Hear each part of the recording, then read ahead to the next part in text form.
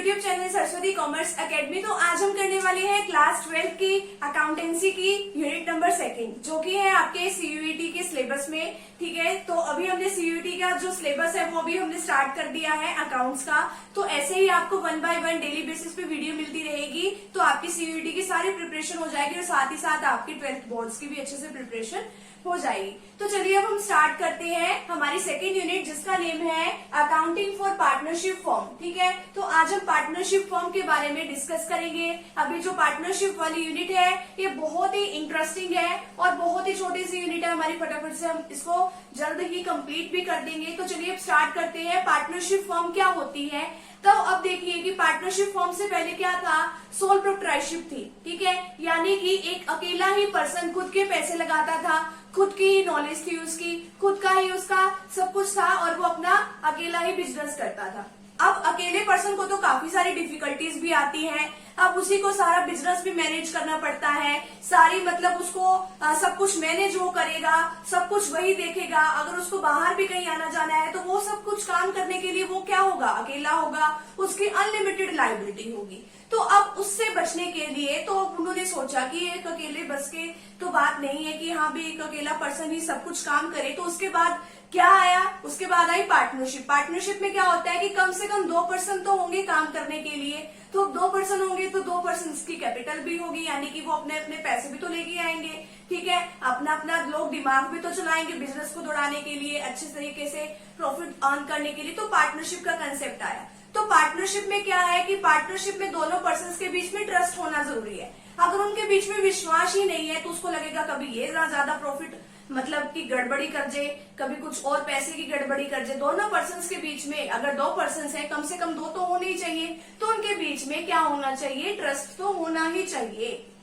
और क्या बात होती है इसके अंदर कि वो अच्छे से अकाउंट्स भी, जो भी वो अकाउंट्स बना रहे हैं उसको अच्छे से मैनेज करें। ठीक है, ताकि वो जो ट्रू जो पिक्चर है अकाउंट्स की कि कितना प्रॉफिट हुआ है, कितना लॉस हुआ है, उनको अच्छे से पता चल सके। तो इसलिए पार्टनरशिप की नीड अराइज हुई। तो अब देखते हैं, अब इसमें ये तो है नेचर ऑफ पार्टनरशिप फॉर्म। अब आगे पार्टनरशिप क्या होती है, अब ये कौन सा सेक्शन है? तो ये जो है एक सेक्शन आ सकता है इसके अंदर कि हाँ भी सीयूईटी के एग्जाम में कि पार्टनरशिप जो है इंडियन पार्टनरशिप एक्ट 1932 तो अप्लाई होता है। एक यहाँ से क्वेश्चन बन सकता है अगर इसमें पूछ लिया जाए कि इंडियन पार्टनरशिप एक्ट 1932 में कौन से सेक्शन में ये बात बताई गई है, तो सेक्शन 4 में ये वाली बात बताई गई है। अब आगे जो है इसकी मोस्ट इंपोर्टेंट डेफिनेशन वो क्या है, partnership is the relation between.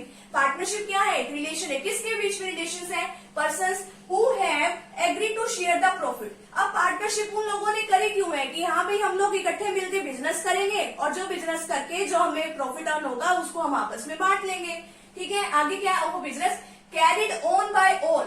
ठीक है, और वो जो बिजनेस है वो सभी पर्सन चलाएंगे और any of them acting for all. और जो भी किसी भी पर्सन ने काम किया तो दूसरा पर्सन उसके लिए क्या होगा, लायबल होगा। अगर मान लो काम एक पर्सन ने भी कर दिया ना, कहीं जाके कॉन्ट्रैक्ट कराया मान लो पर्सन, तो जितने बाकी पर्सन होंगे उस पार्टनरशिप में तो सभी के सभी क्या हो जाएंगे, लायबल हो जाएंगे। ठीक है, अब आगे क्या है इसकी फीचर्स ऑफ पार्टनरशिप। वो क्या है, 2 और मोर पर्सन्स की पार्टनरशिप। एक अकेले पर्सन से तो पार्टनरशिप होती नहीं, कम से कम तो 2 होने चाहिए। मैक्सिमम की कोई लिमिट नहीं बता रखी, लेकिन कंपनीज एक्ट में जो है 50 तक की लिमिट इन्होंने मैक्सिमम बताई है। वैसे इसमें इंडियन पार्टनरशिप एक्ट में कुछ नहीं बता रखा। नेक्स्ट है agreement between the partners.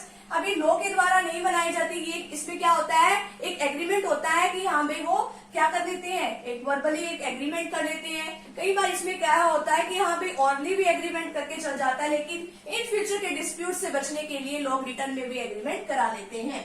Next है शेयरिंग ऑफ प्रॉफिट्स। अब जो पर्सन्स आ रहे हैं इस पार्टनरशिप में, जितने भी लोग होंगे वो आपस में अपना प्रॉफिट जो है शेयर करेंगे। ठीक है, अब ये नहीं है कि हाँ भी अगर कोई पर्सन ये है कि हाँ भी प्रॉफिट ही नहीं शेयर कर रहा, ठीक है, तो किसी के साथ तो वो पार्टनर नहीं है। अब ये जरूरी नहीं है कि हर कोई पर्सन लॉस में भी पार्टनर बने। ठीक है, ये हो सकता है कि हाँ भी कोई प्रॉफिट में, जैसे कि आगे माइनर वाला केस हो सकता है कि वो सिर्फ प्रॉफिट में ही पार्टनर बन सकता है। नेक्स्ट है एग्जिस्टेंस ऑफ बिजनेस भी होना चाहिए एंड प्रॉफिट मोटिव, और उसका मेन उद्देश्य होना चाहिए कि हमारा जो बिजनेस है हम उसमें क्या अर्न करेंगे, प्रॉफिट अर्न करेंगे। और ये जो है कि लगातार होनी चाहिए ये एक्टिविटी। बिजनेस का मतलब क्या है कि लगातार सेल परचेज होती रहनी चाहिए। ये नहीं है कि आज हमने कोई भी बिजनेस किया, कि आज हमने कोई भी एक बाइक खरीदी है, उसमें जो जितने की खरीदी थी उससे ज्यादा में बेच दी। ठीक है, मान लो कोई सेकंड हैंड का हमने ऐसे बिजनेस किया या फिर किसी और चीज का बिजनेस किया कि एक दो बार किया वो छोड़ दिया, वो बिजनेस नहीं है।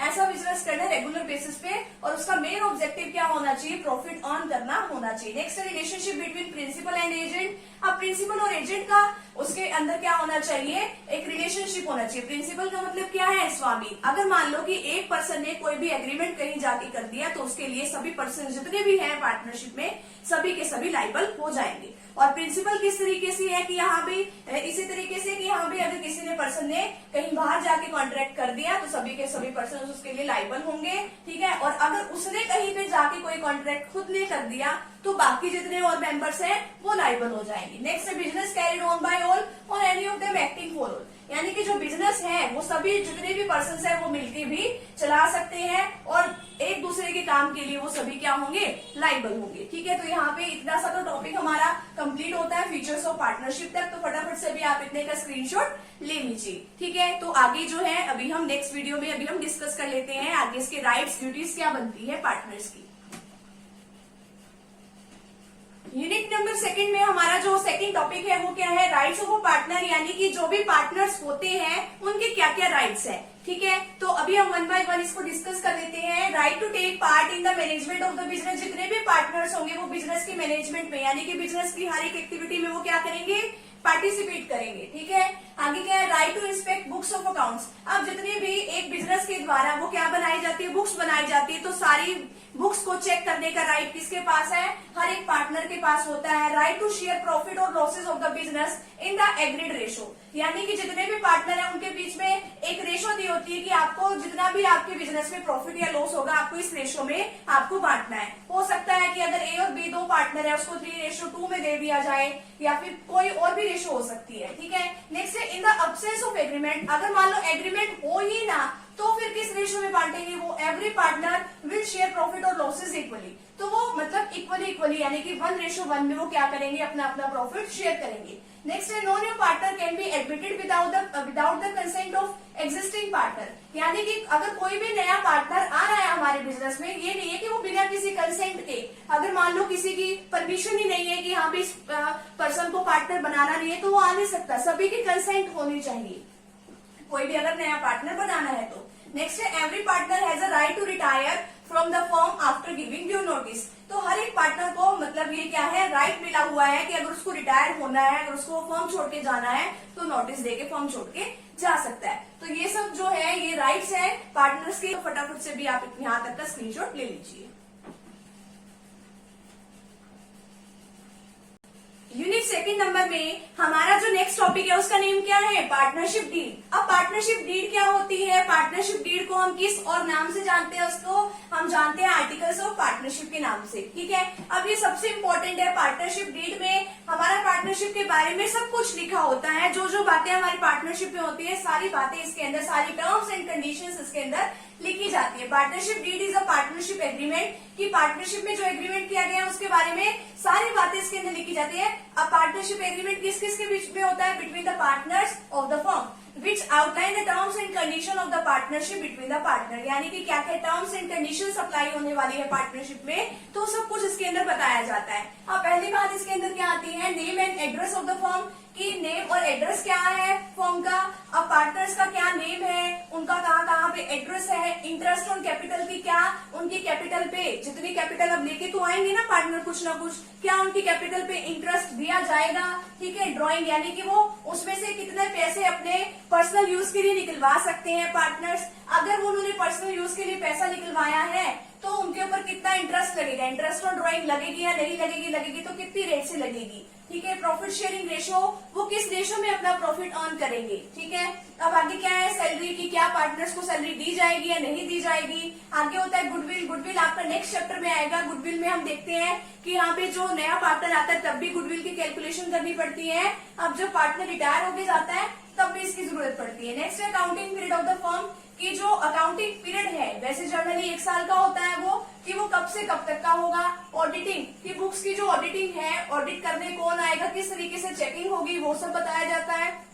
नेक्स्ट है date of commencement of partnership, कि अब जो पार्टनरशिप है वो किस डेट से स्टार्ट होने जा रही है वो बताया जाता है। कितने टाइम तक पार्टनरशिप चलेगी उसकी ड्यूरेशन बताई जाती है।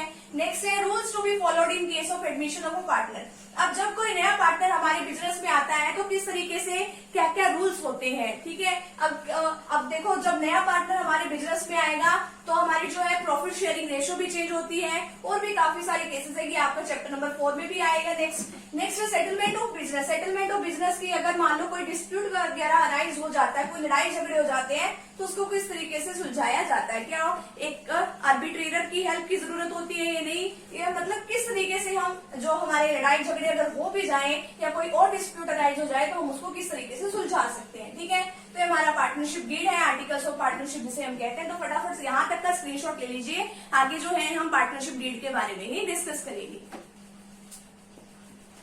नेक्स्ट टॉपिक हमारे पास है rules applicable in the absence of partnership deed, कि अगर मान लो कि पार्टनरशिप डीड में अगर मान लो कुछ बातें जो है नहीं लिखी होती तो उनके एब्सेंस पे कौन कौन से रूल जो है अप्लाई किए जाते हैं। No interest on capital is payable to any partner, ठीक है। अब इसके ऊपर क्या है कि कैपिटल के ऊपर जो वो कैपिटल लेके आए हैं जो पार्टनर जिन्होंने जितनी भी कैपिटल लगाई है उसके ऊपर कोई भी उनको इंटरेस्ट नहीं दिया जाएगा। No interest on chargeable on drawings. अब मैंने आपको पहले ड्रॉइंग का मतलब बताया था कि वो अपने पर्सनल यूज के लिए जो है बिजनेस से पैसा निकाल लेते हैं और उनको उसके ऊपर क्या पे करना पड़ता है, इंटरेस्ट पे करना पड़ता है। लेकिन अगर पार्टनरशिप डीड में इसके बारे में कुछ बात मेंशन ही ना की गई हो तो उनके ऊपर कोई इंटरेस्ट नहीं लगता। नेक्स्ट है interest on loan is payable eight 6% per annum, कि अगर मान लो कि जो पार्टनर है उन्होंने फर्म को लोन दिया हुआ है और पार्टनरशिप डीड के बारे में कुछ भी नहीं कह रखा कि इसको इतने % से ये जो है इंटरेस्ट वापस करना है पार्टनर को, तो वो फर्म अब उसको कुछ ना कुछ तो देगी वो, ठीक है, इंटरेस्ट। तो वो क्या मानेगी, उसको चार्ज माना जाएगा। चार्ज क्यों माना जाएगा, चाहे फर्म के पास प्रॉफिट हो या ना हो, ठीक है, या लॉस हो, लेकिन फर्म को वो जो है इंटरेस्ट उसको पे करना ही पड़ेगा। लेकिन कितने % से पे करेगी वो, 6% से। नेक्स्ट है profit should be distributed equally. अब जो प्रॉफिट जो डिस्ट्रीब्यूट किया जाएगा वो इक्वली डिस्ट्रीब्यूट किया जाएगा, यानी कि इक्वल रेशो में 1:1। अगर 2 पार्टनर अगर 3 है तो 1:1:1। नेक्स्ट है no remuneration is payable to any partner. Remuneration का मतलब है सैलरी, किसी भी पार्टनर को कोई सैलरी नहीं दी जाएगी। नेक्स्ट है new partners can not be admitted unless all the partner agree. नए पार्टनर को तब तक मतलब उसमें एडमिट नहीं कराया जाएगा जब तक बिजनेस फॉर्म के अंदर नहीं लेके आया जाएगा, जब तक सारे के सारे पार्टनर एग्री ना कर जाए इस बात के लिए, ठीक है। तो ये कुछ रूल्स है कि अप्लाई होते हैं अगर पार्टनरशिप डीड के बारे में इसमें कुछ ना कह रखा हो। पार्टनरशिप डीड बहुत इंपॉर्टेंट होती है, ठीक है। पार्टनरशिप डीड में अगर मान लो कोई भी डिस्प्यूट वगैरह राइज हो जाता है तो उस टाइम भी वो सेटलमेंट करने में हमारी काफी हेल्प करती है। वैसे भी ट्रू पिक्चर्स को वो रिप्रेजेंट करती है। तो यहाँ पे पार्टनरशिप डीड वाला तो टॉपिक यहीं पे कंप्लीट है। आगे हम इसके कैपिटल वाले जो टॉपिक है वो अभी हम डिस्कस करेंगे। तो यहाँ तक का पहले आप स्क्रीनशॉट ले लीजिए। यूनिट नंबर 2 में हमारा जो नेक्स्ट टॉपिक है उसका नेम क्या है, format of profit and loss appropriation account. अभी आपने प्रॉफिट और लॉस अकाउंट के तो बारे में सुना होगा कि प्रॉफिट और लॉस अकाउंट हम बनाते हैं, ठीक है, कि वो नॉमिनल नेचर का अकाउंट होता है। नॉमिनल नेचर का किस तरीके से कि इसके अंदर जो डेबिट हम करते हैं सारे के सारे एक्सपेंसेस को और क्रेडिट करते हैं हम सारी के सारी इनकम्स को, ठीक है। अब प्रॉफिट और लॉस निकालने का हमारा मेन मोटिव क्या होता है कि हाँ भी हमें उससे क्या निकालना है, या तो नेट प्रॉफिट आए या फिर हमारा क्या आ जाए, नेट लॉस आ जाए, ठीक है। हम इस तरीके से नेट प्रॉफिट या नेट लॉस जो है निकाल लेते हैं, ठीक है। अब प्रॉफिट और लॉस में हम वो वाली आइटम सारी लिखते हैं कि जो कि हमारे लिए क्या होता है, चार्ज होता है। चार्ज का मतलब क्या है कि हाँ भी चाहे हमारे बिजनेस में प्रॉफिट हो या ना हो, हमें तो वो जो चीज है यानी कि वो आइटम्स को जितना हमारा खर्चा आया है वो हमें पूरा करना ही पड़ेगा, ठीक है। अब लेकिन एप्रोप्रिएशन का मतलब क्या है, बंटवारा करना, यानी कि अलॉटमेंट करना अलग अलग जगह पे, ठीक है। अगर मान लो हमें प्रॉफिट हुआ है तो हम अपने पार्टनर्स को क्या देंगे, सैलरी भी देंगे, कमीशन भी देंगे, ठीक है, रिजर्व वगैरह पड़े हैं तो सब कुछ उसको देंगे, ठीक है। तो इस तरीके से ये हमारा चार्ज और एप्रोप्रिएशन में फर्क होता है। तो ये फॉर्मेट है profit and loss appropriation account का फॉर द ईयर एंडेड, जिस भी साल के लिए आप बना रहे हो। यहाँ पे पर्टिकुलर अमाउंट ये जो है हमारी इस साइड, ये वाली साइड को हम कहते हैं डेबिट साइड और इस साइड को हम कहते हैं क्रेडिट साइड, ठीक है। अभी हमने प्रॉफिट और लॉस की बात करी। अब ये तो कौन सा अकाउंट है, है profit and loss appropriation account है। अभी हम बात कर रहे थे प्रॉफिट और लॉस की। अब प्रॉफिट और लॉस अकाउंट से हमें क्या पता चलता था कि यहाँ पे नेट प्रॉफिट है या नेट लॉस है।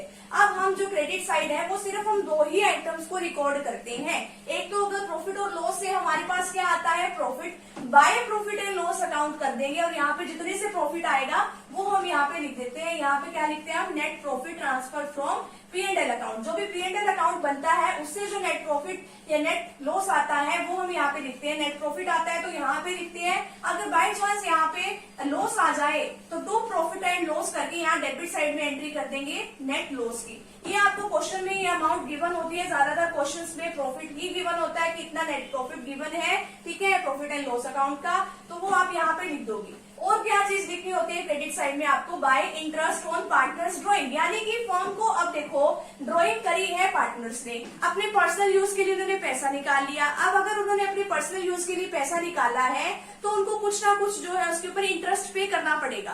अब जो उन्होंने इंटरेस्ट पे किया है वो इंटरेस्ट किसके पास आएगा, वो आएगा फर्म के पास। फर्म के लिए वो क्या होगी, इनकम होगी, ठीक है। अब यहाँ पे हम लिख देंगे bye interest on partners drawing, वो हम यहाँ पे लिख देंगे, ठीक है। अब वो जो है कैलकुलेट वगैरह करनी होती है, वो कैलकुलेट करना अभी हम आगे सीखेंगे। नेक्स्ट है यहाँ पे हमें, अब ये क्रेडिट साइड में हमारी दो आइटम्स होती है वो हमने यहाँ पे लिख दी।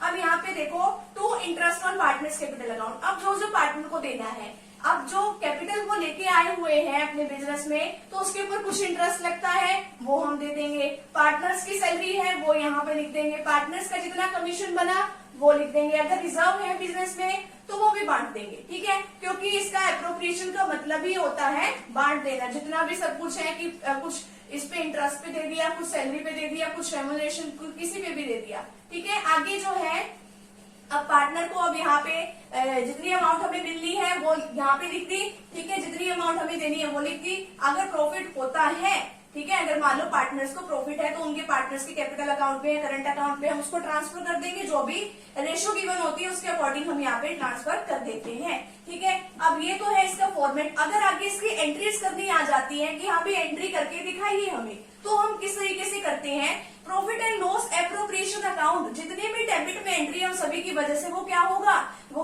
डेबिट होगा, ठीक है। अब देखो हमने यहाँ पे लिख दिया P&L एप्रोप्रिएशन अकाउंट। आपको यहाँ पे पूरा लिखना है P&L एप्रोप्रिएशन अकाउंट डेबिट। किसकी वजह से डेबिट हुआ, जितनी भी आइटम्स उसकी डेबिट में है, किसकी वजह से। फर्स्ट देखो यहाँ पे क्या लिखा हुआ है, to interest on partners capital account. यहाँ पे लिख देंगे to interest on partners capital account. यहाँ पे हम इसकी नरेशन लिख देंगे। आगे क्या है, प्रॉफिट और loss account, profit and loss appropriation account debit. अब आगे किसकी वजह से डेबिट हुआ है, ये अगली एंट्री की वजह से to partner salary account, to partner salary account. यहाँ पे हम इस तरीके से लिख देंगे, ठीक है। अब प्रॉफिट और loss account appropriation account debit to partners commission account, profit and loss appropriation account debit to reserve account. इस तरीके से हमने यहाँ पे सारी एंट्री कर देनी है। अब profit and loss appropriation account किसकी वजह से जो है वो क्रेडिट होगा, ठीक है। अब क्रेडिट किसकी वजह से होगा, जो इसकी आइटम्स क्रेडिट में पड़ी होंगी। तो डेबिट में क्या चीज आएगी, डेबिट में ये लिख देंगे profit and loss account debit, profit and loss account debit to profit and loss appropriation account. हम इसको क्या कर देंगे, क्रेडिट कर देंगे, ठीक है। Profit and loss account debit to profit and loss appropriation account. अब देखो अगली एंट्री की वजह से ये फिर क्रेडिट होगा। अब इसके लिए हम डेबिट पे क्या डालेंगे, ये जो चीज है इंटरेस्ट ऑन पार्टनर्स ड्रॉइंग, इसको हम डाल देंगे डेबिट में और टू लिख देंगे। यहाँ पे क्या लिखेंगे, टू में P&L एप्रोप्रिएशन अकाउंट। जितनी भी आइटम्स इसकी डेबिट साइड पे पड़ी होती है उसकी वजह से ये क्या होता है, डेबिट। जितनी भी आइटम्स इसकी क्रेडिट साइड पे पड़ी होती है उसकी वजह से ये क्या होता है, ये क्रेडिट होता है। नीचे हमने इसकी नरेशन जो है वो यहाँ पे लिख देनी है, ठीक है। तो ये है हमारा P&L एप्रोप्रिएशन का छोटा सा टॉपिक। तो फटाफट से आप यहाँ तक का स्क्रीनशॉट ले लीजिए। आगे का जो पार्ट है वो अभी हम डिस्कस कर लेते हैं।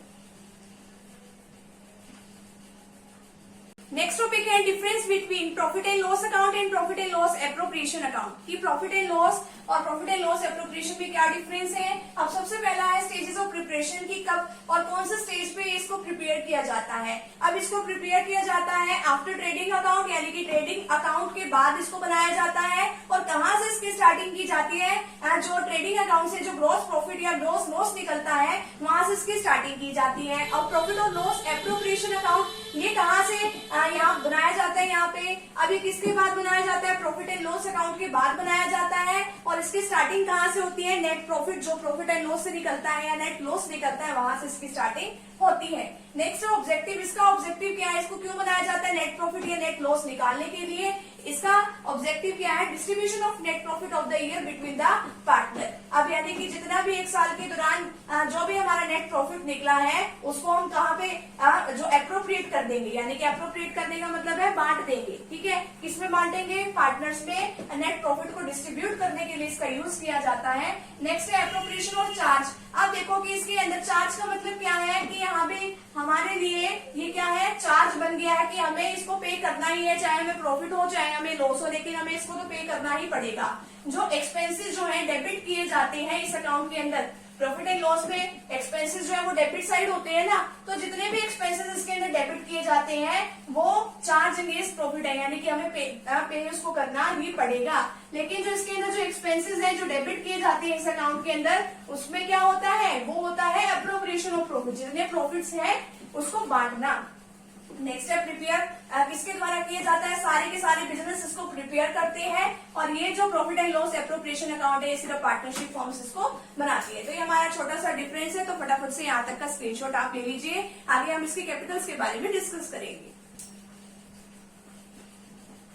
नेक्स्ट टॉपिक है हमारे पास कि कैपिटल अकाउंट हम किस तरीके से बनाते हैं। कैपिटल अकाउंट ऑफ पार्टनर्स ये हमारा बनता है दो तरीकों से, फिक्स कैपिटल अकाउंट या fluctuating capital account. Fix capital account की जब हमारे पार्टनर्स को पता है कि हमारी जो कैपिटल है वो क्या रहने वाली है, फिक्स रहने वाली है, तो उसके अंदर हम दो तरीके के अकाउंट बनाते हैं। एक तो जो हमारा कैपिटल अकाउंट बनता है वही, और एक हम पार्टनर्स का करंट अकाउंट भी बनाते हैं इसके अंदर। अब पार्टनर्स का कैपिटल अकाउंट पे हम क्या क्या बनाते हैं, डेट पर्टिकुलर्स, जितने भी पार्टनर है, मान लो हमारे दो पार्टनर है एक्स और वाई, तो उनके अकाउंट डेट पर्टिकुलर, यहाँ पे एक्स और वाई जो है हम क्रेडिट साइड में भी बना लेते हैं, डेबिट साइड में भी बना लेते हैं। ठीक है, अब देखो कि जो हमारा पार्टनर्स का कैपिटल अकाउंट जो हम फिक्स कैपिटल अकाउंट के उसमें बनाते हैं, उसके अंदर सिर्फ हम उसकी कैपिटल की ही एंट्री करते हैं कि कितनी कैपिटल वो लेके आया है और कितनी वो एक्स्ट्रा जो है वो कैपिटल और लेके आया है बिजनेस के अंदर, यानी कि एडिशनल कैपिटल कितने लेके आया है और उसने मान लो कितने पैसे हमारे बिजनेस से निकलवाए हैं एज अ ड्रॉइंग। ठीक है, तो वो चीजें हम इसके अंदर नोट डाउन कर देते हैं। अब देखो कि जो अब पार्टनर्स का जो कैपिटल अकाउंट है बाय बैलेंस ब्रॉट डाउन, अब आपको भी पता है कि जैसे भी आपका बैंक अकाउंट में आपका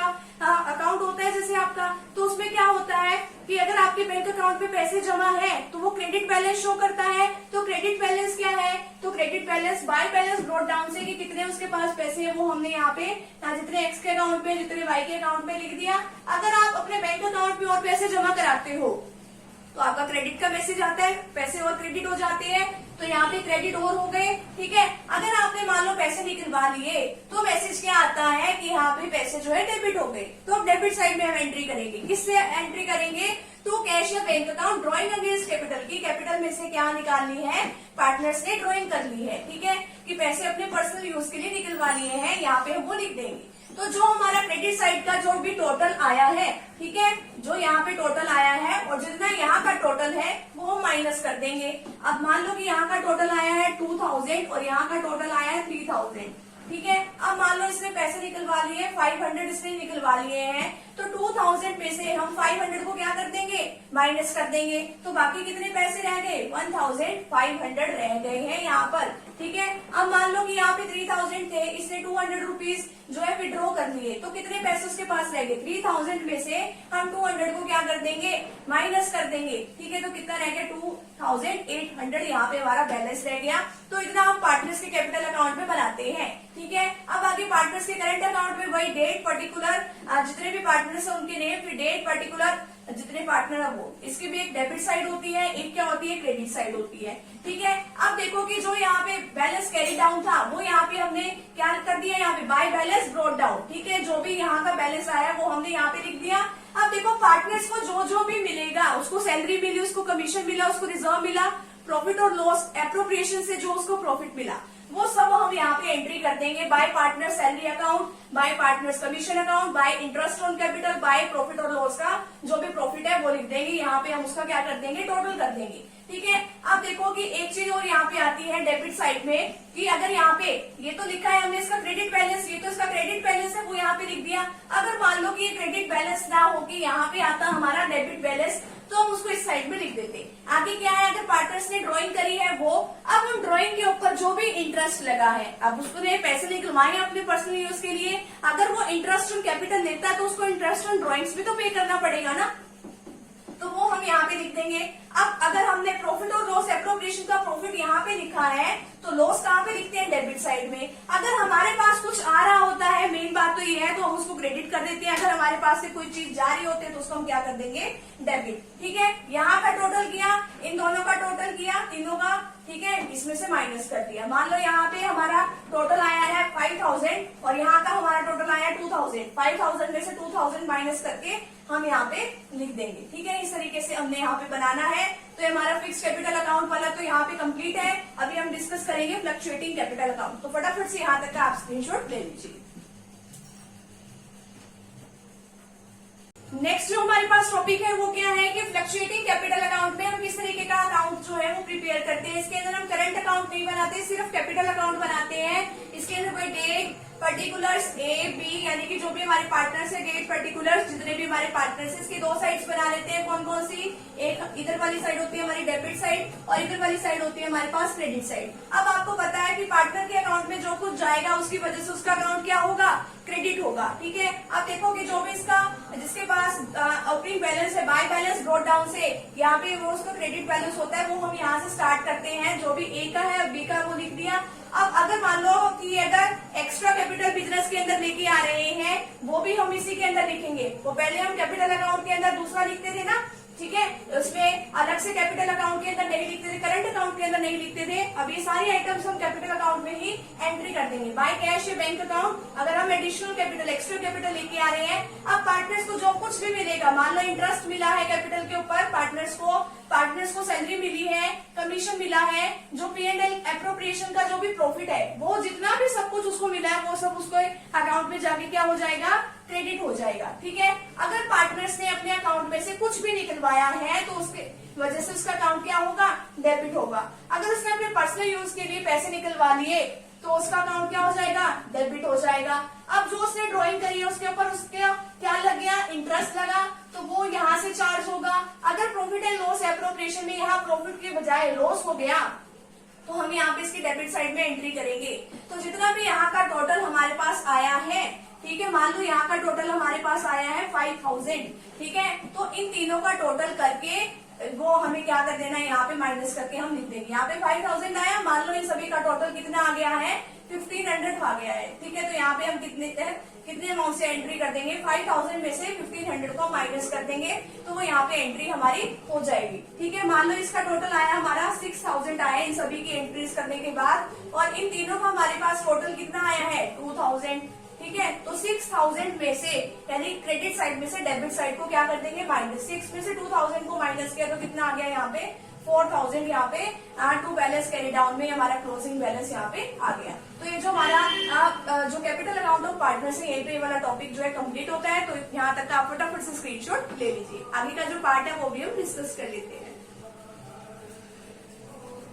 नेक्स्ट हमारा जो मोस्ट इम्पोर्टेंट जो टॉपिक है उसका नेम क्या है, जो सीयूईटी के एग्जाम में भी आता है और नेट के एग्जाम में भी क्वेश्चन आता है, मैनेजर्स कमीशन और नेट प्रॉफिट। यानी कि मैनेजर्स को क्या दिया जाता है, कमीशन दिया जाता है, किस पे, नेट प्रॉफिट्स के बेस पे उसको कमीशन दिया जाता है। अब देखेंगे कि यहाँ पे प्रॉफिट कब का है। ठीक है, on profit before charging such commission, commission charge करने से पहले के प्रॉफिट पे, और एक कंडीशन आती है on profit after charging such commission, यानी कि कमीशन चार्ज करने के बाद के प्रॉफिट्स पे। ठीक है, तो पहले वाले के केस में क्या होता है, ऑन प्रॉफिट बिफोर वाले केस में क्या होता है कि जितना हमारे पास नेट प्रॉफिट है उसके अंदर क्या कर देते हैं, रेट डिवाइड बाय 100। ठीक है, profit before charging is commission. ठीक है, ये प्रॉफिट कितना है, कमीशन चार्ज करने से पहले, कमीशन चार्ज करने से पहले प्रॉफिट है हमारा नेट प्रॉफिट 22000, उसको कितने परसेंट रेट से हमें जो है कमीशन देना है, 10%। तो हमारे पास फॉर्मूला क्या है, profit multiply by rate divide by 100। Profit कितना है 22000,